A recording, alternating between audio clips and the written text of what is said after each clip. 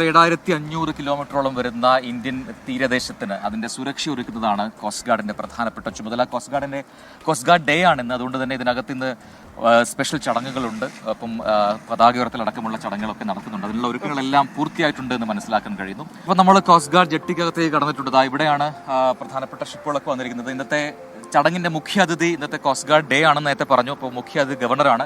Governor എത്തുന്ന ഡോക്കാണത്. ഈ ഷിപ്പിലാണ് governor എത്തുക എന്ന് നേരത്തെ മനസ്സിലാക്കിയിട്ടുണ്ട്. അപ്പോൾ ഇവിടെ നിന്നുകൊണ്ട് കോസ്റ്റ് ഗാർഡിനെ കുറിച്ച് നമുക്കൊരു റിപ്പോർട്ട് പ്രേക്ഷകരിലേക്ക് എത്തിച്ചാലോ? 49ാം കോസ്റ്റ് ഗാർഡ് ദിനമാണിന്ന്. നമ്മുടെ ആ നീണ്ടു പരന്നു കിടക്കുന്ന ആ തീരദേശത്തെ സംരക്ഷിക്കുന്നതിൽ ഇവരുടെ ആ ഒരു പങ്ക് പ്രശംസനീയമാണ്. യെസ്, അപ്പോൾ നമുക്കറിയാം കോസ്റ്റ് ഗാർഡിന്റെ വിശേഷം.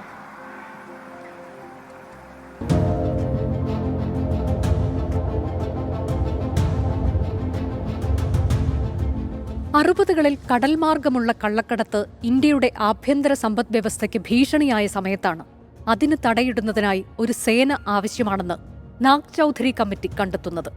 ഈ ദൗത്യത്തിനായി 1973 ഇന്ത്യൻ നാവികസേനാംഗങ്ങളെ നിയമിച്ചെങ്കിലും സൈനികേതരമായ ഒരു സേന ഇതിനാവശ്യമാണെന്ന് അന്നത്തെ നാവികസേനാ മേധാവി അഡ്മിറൽ സുരേന്ദ്രനാഥ് കോഹ്ലി സർക്കാരിനെ അറിയിച്ചു. തുടർന്ന് രൂപീകരിച്ച KF റസ്തംജി കമ്മിറ്റി 1975 കോസ്റ്റ് ഗാർഡ് രൂപീകരിക്കാൻ ശുപാർശ ചെയ്തു.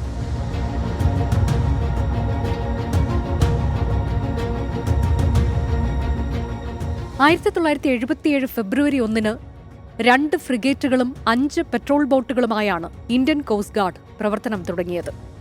ഇന്ന് തീരസംരക്ഷണ സേനയിൽ 178 പെട്രോൾ കപ്പലുകളും 77 ഡോണിയർ വിമാനങ്ങളും 14 ഹോവർക്രാഫ്റ്റുകളും 200ഓളം ഹെലികോപ്റ്ററുകളും 2000-ലധികം ചെറുബോട്ടുകളുമുണ്ട്.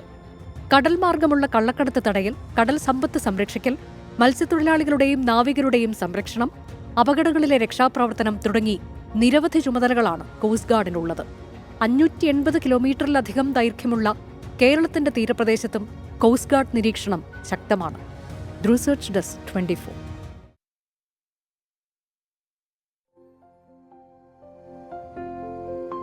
അതൊക്കെയാണ് കോസ്റ്റ് ഗാർഡിന്റെ വിശേഷങ്ങൾ. നമ്മളുള്ളത് കോസ്റ്റ് ഗാർഡ് ആസ്ഥാനത്ത് തന്നെയാണ്. ഇപ്പൊ നമുക്ക് പിറകിൽ കാണുന്ന ഇവിടെ തൊട്ട് പിറകിൽ കാണുന്ന ഞാൻ ഈ കൈ ചൂണ്ടുന്ന ആ ഭാഗത്തായിട്ടാണ് 7 മണിക്ക് കറക്റ്റ് 7 മണിക്ക് ഫ്ലാഗ് ഹോയിസ്റ്റ് ചെയ്യുക. അതിനുള്ള എല്ലാ ക്രമീകരണങ്ങളും നടക്കുന്നതാ. നമുക്ക് ആ ചടങ്ങിലേക്ക് പോവാം.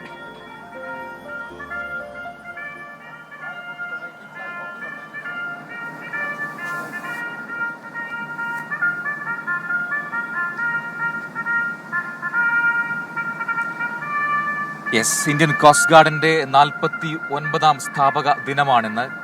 7500 കിലോമീറ്ററോളം വരുന്ന ഇന്ത്യൻ തീരസംരക്ഷണ സേനയ്ക്ക് തീരദേശത്തിന് സംരക്ഷണം ഒരുക്കുക എന്നതാണ് ഇന്ത്യൻ കോസ്റ്റ് ഗാർഡിന്റെ ഏറ്റവും പ്രധാനപ്പെട്ട ചുമതല.